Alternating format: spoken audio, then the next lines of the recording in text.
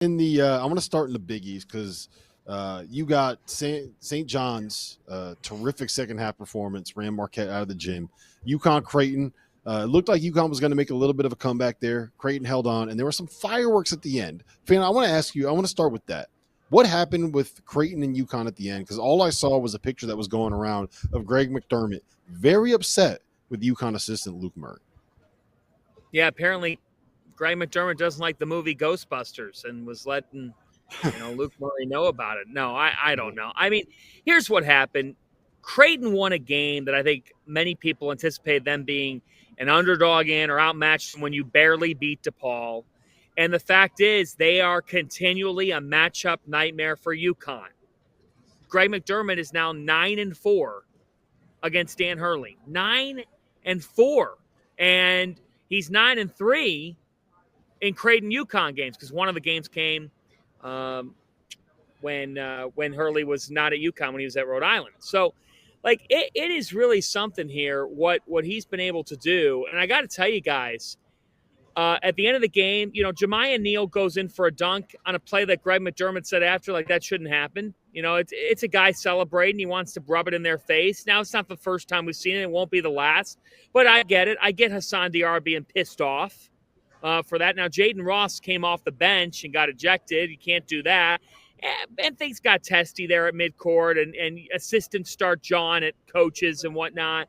But nothing got too physical. It was two teams that don't like each other because Creighton's been a thorn in UConn's side.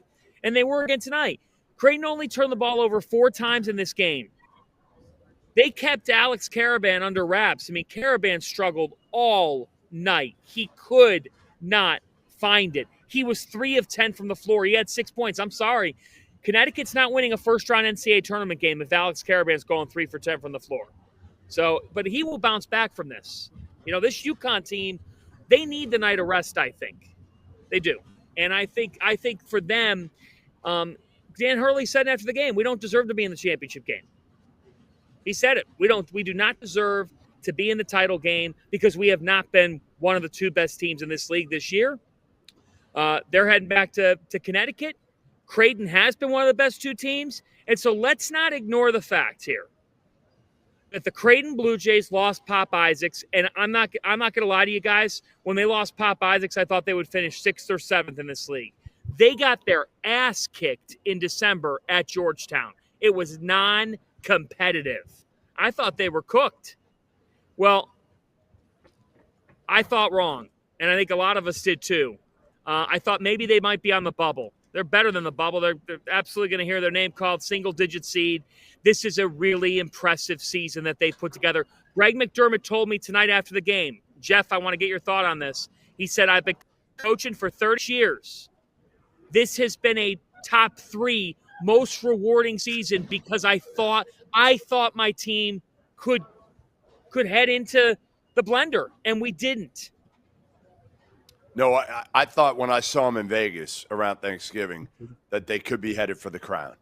I legitimately did when I saw Pop Isaacs. I kind of knew then that Pop was probably going to shut it down. Now, they go out and they beat Kansas, which at that point, Kansas was like, we were thinking the number 1 team in the country. It's not the Kansas that we know now, but at that point they beat Kansas. And then he shuts it down, and I'm like, all right, this shit's over. This is over. Season's going to completely tank. But, Greg McDermott is one of the elite coaches in the country. He really is, and he's right. I mean, this is one of his better coaching jobs. I don't know how far Creighton can go in the tournament. And I think, the question is going to be, do either of these 2 teams avoid the 8-9 line? Because right now you look at it, can Creighton get to the 7, and can UConn, if I'm Dan Hurley, I'm saying, I hope to hell we fall to the 10, and I don't think they will. I think they're probably a 9 at the end of the day.